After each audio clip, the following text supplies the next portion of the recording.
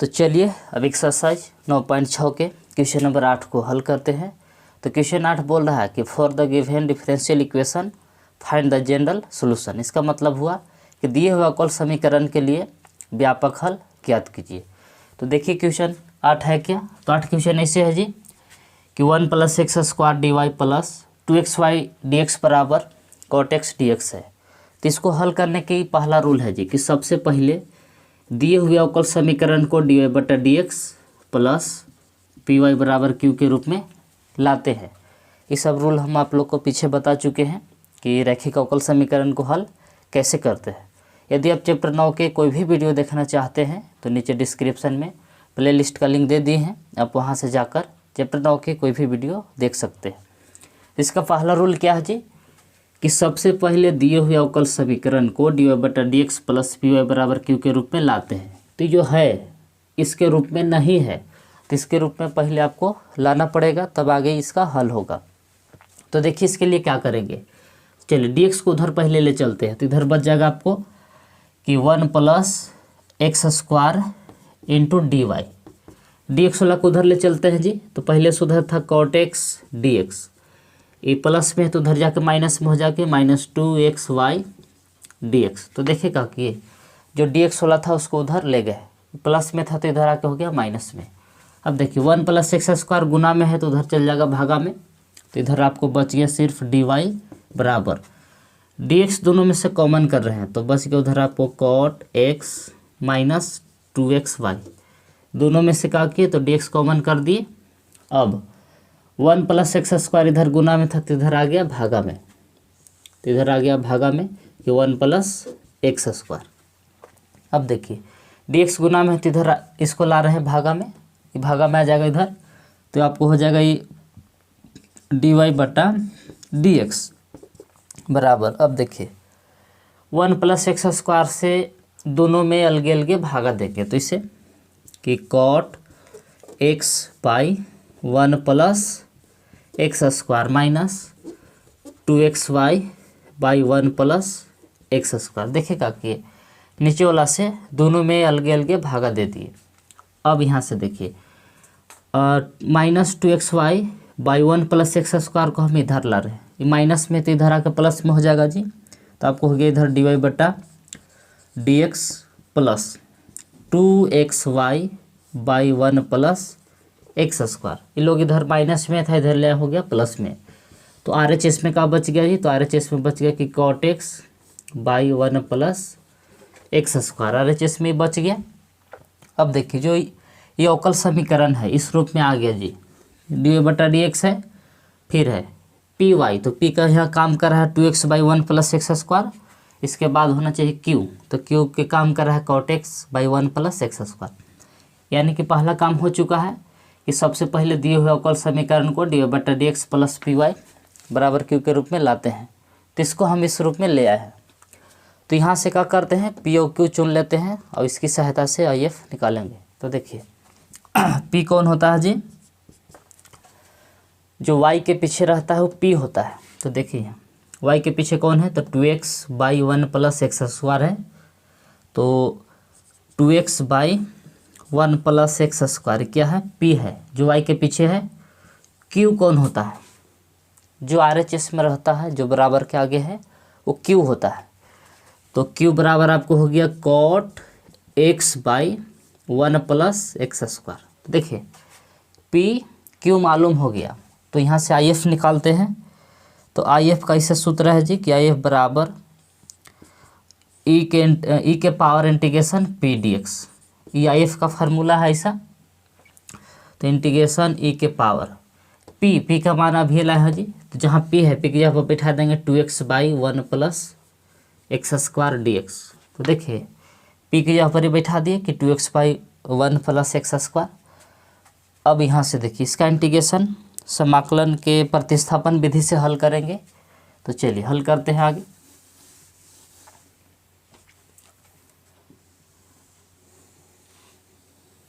तो देखिए 1 + x² को मान लेते हैं t, तो इसे लिखेंगे कि लेट 1 + x² बराबर t। तो 1 का डिफ्रेंशिएशन करिएगा तो 0 एक्स स्क्वायर का डिफ्रेंसिएशन 2x और टी का डिफ्रेंसिएशन dt बटा dx। तो dx बराबर क्या लिख सकते हैं ये, तो dt बाई 2x। तो 2x dx के जगह पर चल गया और dx की जगह पर 2x। तो चलिए अब इस if वाला क्वेश्चन को चेंज करते हैं। तो इसलिए if बराबर इंटीग्रेशन e के पावर इंटीग्रेशन ऊपरे वाला 2x जैसे था वैसे लिख देंगे बाई, नीचे है 1 प्लस एक्स स्क्वायर, तो यानी कि 1 प्लस एक्स स्क्वायर के जगह पर बैठा दिए t गुने dx। तो जहाँ dx है वहाँ क्या लिखेंगे, तो dx का मान अभी लाए हैं ये वाला, तो dx जहाँ पर ही बैठा देंगे कि dt बटा 2x। तो 2x से 2x कट जाएगा तो क्या बच गया से देखिए e के पावर इंटीग्रेशन ऊपरे 1 और नीचे t dt। अब यहाँ से देखिए 1/t का इंटीग्रेशन करिएगा तो log t होता है जी, तो e के पावर ही हो जाएगा आपको log t। अब ऐसा सूत्र हम आप लोग के पीछे बता चुके हैं जी कि e के पावर log x के पावर n रहता है तो खाली बचता है x के पावर n। ऐसा फार्मूला है कि e log रहता है तो e और log दोनों खत्म हो जाता है, खाली बचता है x के पावर n। तो e log खत्म, खाली बचेगा t, यहाँ बचेगा खाली t। अब यहाँ से देखिए t का मान फिर से बैठा सकते हैं जो पहले ही से देवल था, तो इसलिए if बराबर आपको आ गया फाइनली t, और t का मान बैठा देंगे। देखिए जहाँ t है t की जगह पर ही बैठा सकते हैं कि 1 प्लस एक्स स्क्वायर, तो t की जगह पर बैठा दिए 1 प्लस एक्स स्क्वायर। जब if आ जाता है तो एक फार्मूला है, उस फार्मूला पर बैठा के उस फार्मूला को लिखने के बाद उसमें if का मान रख के इंटीग्रेशन करते हैं। तो इसे लिखेंगे कि वी नो दैट, हम जानते हैं कि, क्या जानते हैं जी, तो ऐसा सूत्र था कि y इंटू if बराबर इंटीग्रेशन q if dx, ये फार्मूला है। अब यही फार्मूला में if का मान रखेंगे फिर आगे इसको इंटीग्रेशन करेंगे जी। तो y if, तो जहाँ if है if की जगह पर क्या लिखेंगे ये वाला 1 plus x square, 1 plus x square बराबर इंटीग्रेशन q कौन है, जो क्वेश्चन है। तो देखिए जहाँ q है q की जगह पर ये वाला बैठाएंगे, q पहले से चुने थे कि cot x बटा में 1 प्लस एक्स स्क्वायर गुने, फिर है if, तो if अभी लाए हैं जी, तो if की जगह पर ये वाला बैठा देंगे कि 1 प्लस एक्स स्क्वायर और dx। तो देखिए एक q की जगह पर बैठा दी या f की जगह पर बैठा दी, तो देखिए 1 प्लस एक्स स्क्वायर से 1 प्लस एक्स स्क्वायर कट गया, ये जैसे था वैसे LHS कि y into 1 plus x square बराबर इंटीग्रेशन आगे बच गया cot x dx। अब cot का हम सूत्र लिखवाए हैं कि cot का इंटीग्रेशन करिएगा तो क्या आता है जी, कि चूँकि cot x का इंटीग्रेशन करने पर आता है log mod sin x, ये सब फार्मूला है। तो चलिए cot का इंटीग्रेशन करेंगे तो log sin x आ जाएगा, तो y 1 प्लस एक्स स्क्वायर बराबर cot x का इंटीग्रेशन करेंगे तो आएगा कि log mod sin x। अब समाकलन अचर c जोड़ देते हैं अंत में, तो समाकलन अचर c जोड़ देंगे, तो यही हो गया इसका फाइनल आंसर। अब चाहे तो वीडियो के रोक के नोट कर सकते हैं जी। तो चलिए अब क्वेश्चन नंबर 9 को हल करते हैं। तो 9 क्वेश्चन भी वही बोल रहा है कि for the given differential equation find the general solution. तो चलिए 9 क्वेश्चन नंबर 9 को भी हल करते हैं। तो 9 क्वेश्चन ऐसे है जी कि x इंटू डी वाई बटा d x plus y minus x plus x y cot x है बराबर 0 है। तो इसका पहला रूल है कि सबसे पहले दिए हुए अवकल समीकरण को डी वाई बटा d x plus p y बराबर क्यू के रूप में लाते हैं। तो अभी जो दिया हुआ अवकल समीकरण है इस रूप में नहीं है, तो आपको इस रूप में पहले ले आना होगा, तब आगे इसका हल होगा। एक्स डी वाई बटा डी एक्स प्लस वाई, फिर है plus x y cot x, ये माइनस में एक्स है, इसको आर एच एस में लाएंगे तो प्लस में हो जाएगा कि 0 प्लस एक्स, यानी कि खाली एक्स हो जाएगा आर एच एस में, एक्स माइनस में था उधर ले गए तो हो गया प्लस में। अब यहाँ से क्या करेंगे, तो डी वाई बटा डी एक्स के पीछे कुछ नहीं होना चाहिए, तो क्या करेंगे, तो एल एच एस और आर एच एस में एक्स से भागा देंगे, तो इसे लिखेंगे कि dividing by x on both side. इसका मतलब हुआ कि दोनों ओर एक्स से भागा देने पर। तो चलिए भागा देते हैं दोनों साइड। तो एक्स dy बटा dx पहले से था, इसमें भागा दे दिए एक्स से, प्लस y था, y में भागा दे दिए एक्स से, प्लस इधर एक्स वाई कॉट एक्स था, इसमें भी भागा दे दिए एक्स से। आर एच एस में क्या था, एक्स था और भागा दे दिए एक्स से। तो देखेगा कि एल एच एस और आर एच एस सब में एक्स से भागा दे दिए। अब जहाँ एक्स एक्स कटे वाला है काट दीजिए, एक्स एक्स यहाँ कट जाएगा, यहाँ भी एक्स एक्स कट जाएगा, आर एच एस में भी एक्स एक्स कट जाएगा। तो कट उठ के क्या बचा से देखिए, यहाँ बचल है डी वाई बटा डी एक्स प्लस, यहाँ तो एक्स नहीं कटल लेकिन यहाँ कट गया। देखिए दोनों में वाई है जी, तो दोनों में से वाई कॉमन कर लेते हैं। तो यहाँ बच जाएगा ऊपर एक और नीचे एक्स प्लस वाई निकाल देंगे तो बच जाएगा खाली कॉट एक्स इंटू वाई। तो देखे दोनों में से y कॉमन कर दिए तो यहाँ बच गया है एक, और बटा में x पहले से था, y निकाल दिया तो बच गया cot x और उधर बच गया है 1। अब देखिए जो एक अवकल समीकरण था अब इस रूप में आ गया है कि dy बटा d x plus p y. तो y ठीक है और p का काम कर रहा है 1/x प्लस cot x बराबर q, तो q का काम कर रहा है 1। तो जो y के पीछे रहता है p होता है जी, तो p बराबर का लिखेंगे, तो p बराबर लिखेंगे कि 1/x प्लस cot x। जो y के पीछे रहता है p रहता है q, जो आर एच एस में है, तो q बराबर लिखेंगे 1।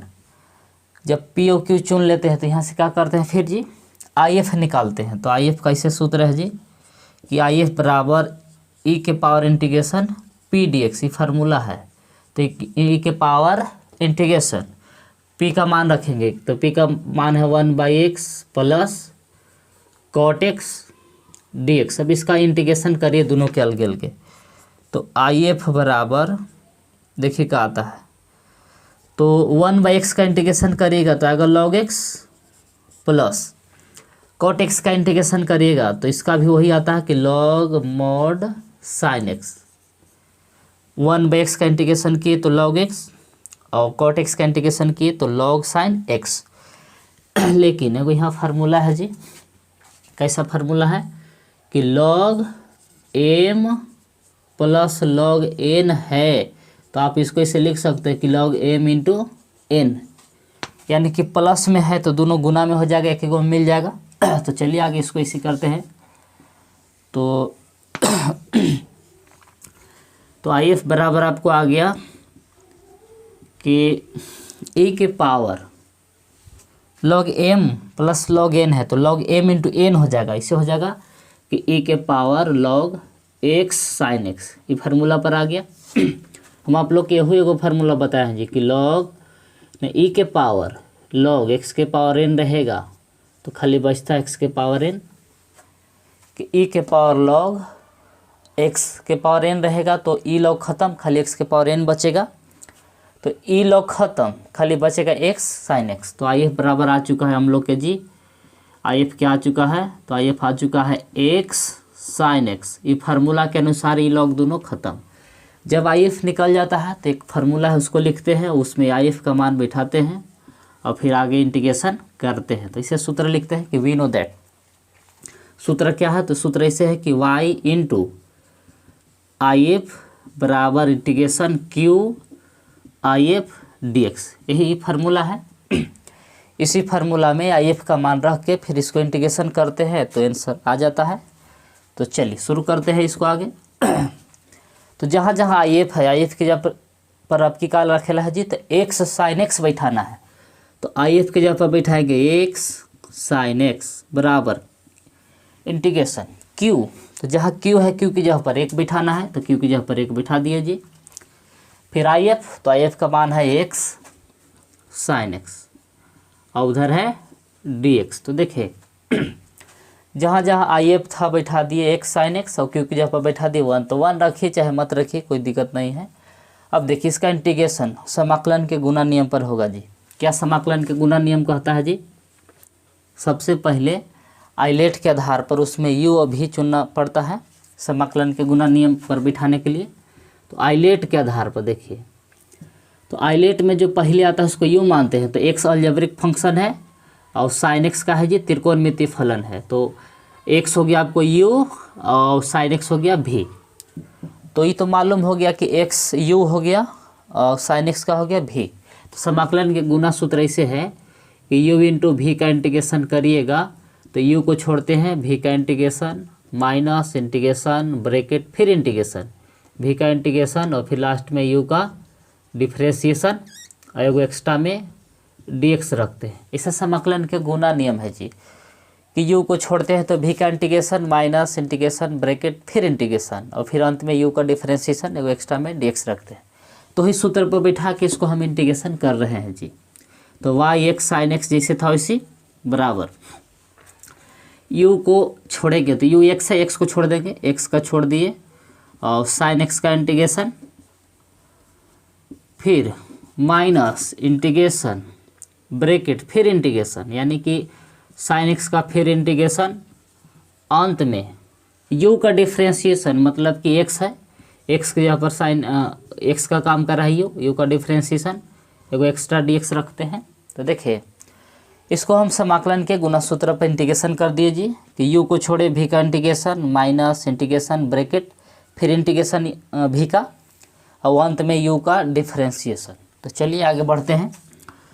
तो y(x) sin x ये जैसे था वैसे LHS बराबर x पीछे वाला जैसे था वैसे रहता है जी।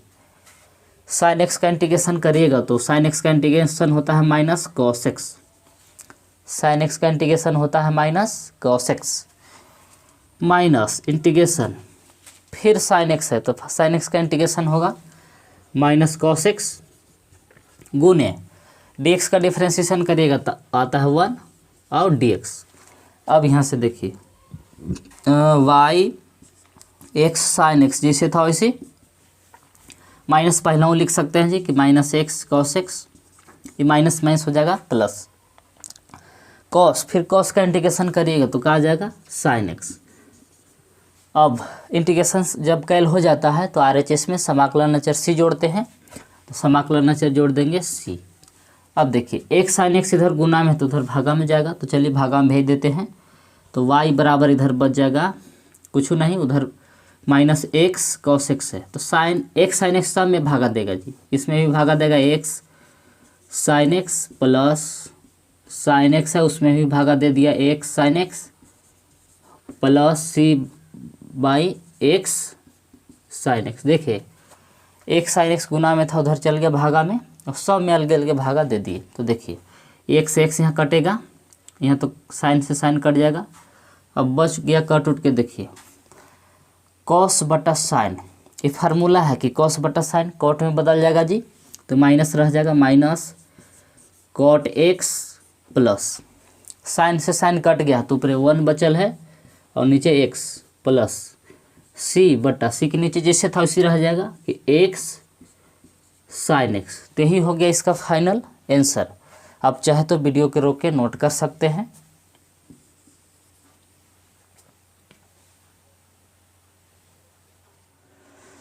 तो चलिए अब क्वेश्चन नंबर 10 को हल करते हैं। तो 10 क्वेश्चन भी वैसे बोल रहा है जी कि for the given differential equation find the general solution, यानी कि दिए हुए अवकल समीकरण के लिए व्यापक हल ज्ञात कीजिए। तो देखिए क्वेश्चन नंबर 10 है क्या, तो 10 क्वेश्चन ऐसे है जी कि x plus y d y बटा डी एक्स बराबर 1 है। तो पहले क्या करेंगे, जो डी वाई बटा डी एक्स के पीछे उसको उधर ले चलते हैं, तब फिर आगे इसको हल करते हैं। तो डी वाई बटा डी एक्स बराबर 1 बाई एक्स प्लस वाई, ये गुना में थे इधर आ गया भागा में। अब इसको देखिए जी, इस क्वेश्चन को हम डी वाई बटा d x plus p y बराबर क्यू के रूप में नहीं लिख पा रहे हैं, मतलब वाई वाला इधर नहीं आ रहा है। तो फिर एक और ऐसा बताए थे कि इसका अपोजिट होगा कि डी एक्स ऊपर रहेगा डी वाई नीचे रहेगा, और वैसे रहेगा पी वन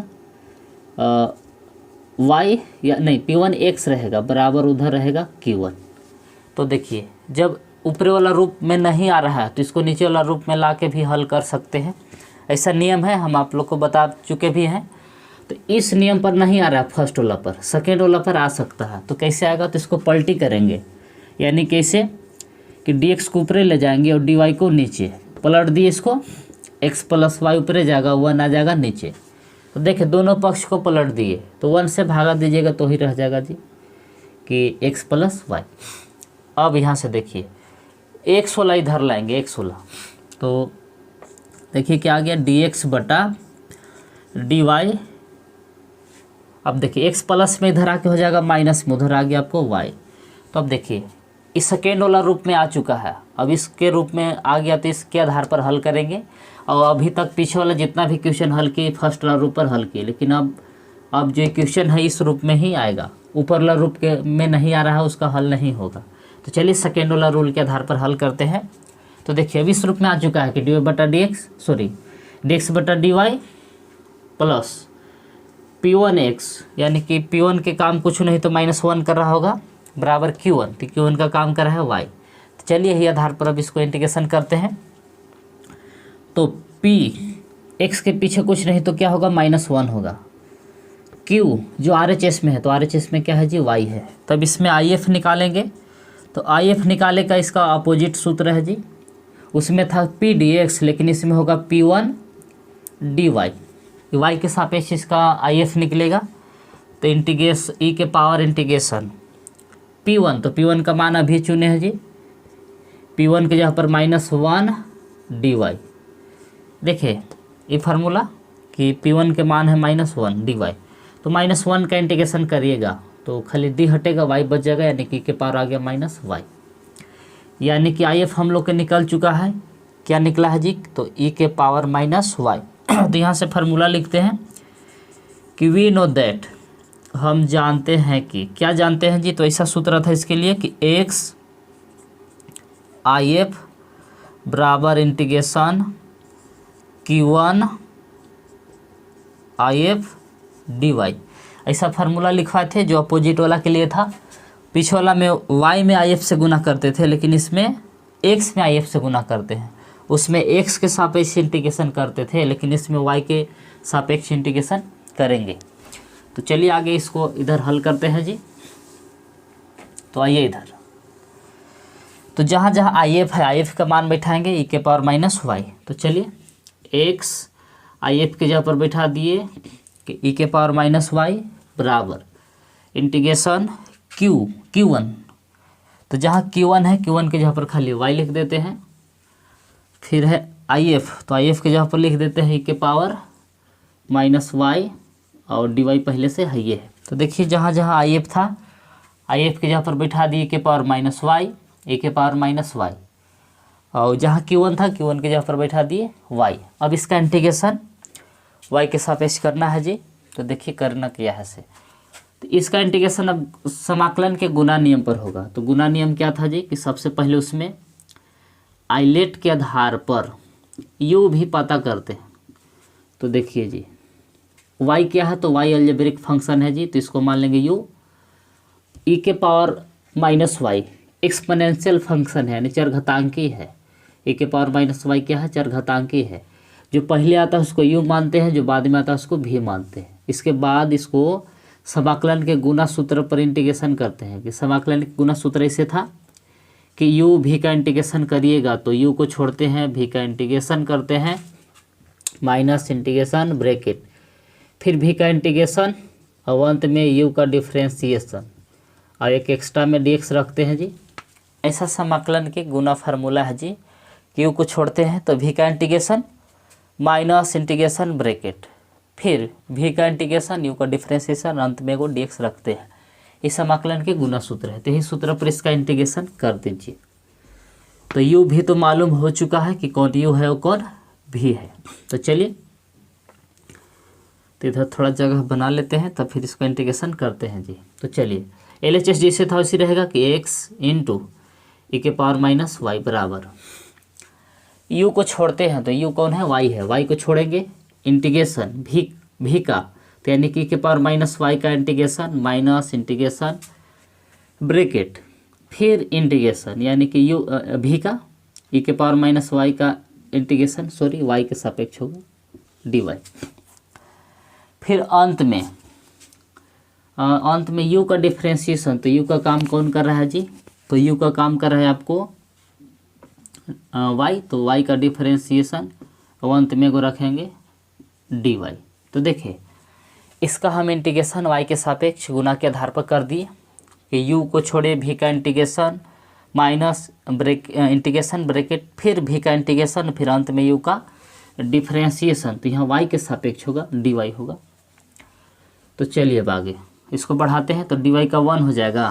तो देखिए LHS जैसे था उसे लिखेंगे कि x e के पावर माइनस वाई बराबर y, e के पावर माइनस y का इंटीग्रेशन करिएगा तो इसे होगा इंटीग्रेशन, माइनस पहले आ जाएगा कि माइनस e के power minus y minus integration e के पावर माइनस वाई का इंटीग्रेशन करिएगा तो e के पावर माइनस वाई रहेगा, माइनस पहला हूँ आ जाएगा और dy का हो जाएगा 1 और उधर है dy बाहरी है ये है।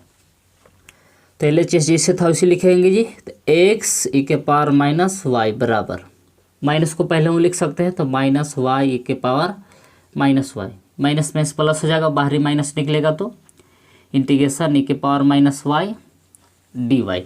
अब जैसे था वैसे x e के पावर माइनस वाई बराबर माइनस y e के power minus y plus e के पावर माइनस वाई का फिर से इंटीग्रेशन करिएगा तो आएगा माइनस e के पावर माइनस वाई। अब समाकलन करने के बाद RHS में समाकलन अचर c जोड़ देते हैं जी। अब देखिए e के पावर माइनस वाई इधर गुना में तो उधर भागा में चल जाएगा, तो इधर बचेगा आपको x बराबर e के पावर माइनस वाई, दोनों में से कॉमन कर दे रहे हैं जी, तो e के पावर माइनस वाई कॉमन कर दिए तो बच गया अंदर माइनस वाई माइनस 1 प्लस सी भागे e के पावर माइनस वाई और e के पावर माइनस वाई। तो e के पावर माइनस वाई इधर गुना में था चल गया भागा में, दोनों में अलग अलग भागा दे दिए तो e के पावर माइनस वाई से e के पावर माइनस वाई कट जाएगा। तो देखिए इधर x बराबर बच गया minus y minus 1 plus e के पावर माइनस वाई को ऊपर चढ़ाएंगे तो पावर प्लस हो जाएगा जी कि c इंटू e के पावर y। एक दो स्टेप बढ़ा के और आगे भी लिख सकते हैं। y उधर माइनस में, इधर लाएंगे तो प्लस में हो जाएगा, 1 माइनस में है तो इधर लाएंगे तो प्लस में हो जाएगा। तो देखिए क्या आ गया, तो x plus y plus 1, minus y और माइनस 1 को LHS में लाए तो दोनों प्लस में हो गया और RHS में बच गया कि c इंटू e के पावर प्लस वाई। तो यही हो गया इसका फाइनल आंसर। आप चाहे तो वीडियो के रोक के नोट कर सकते हैं।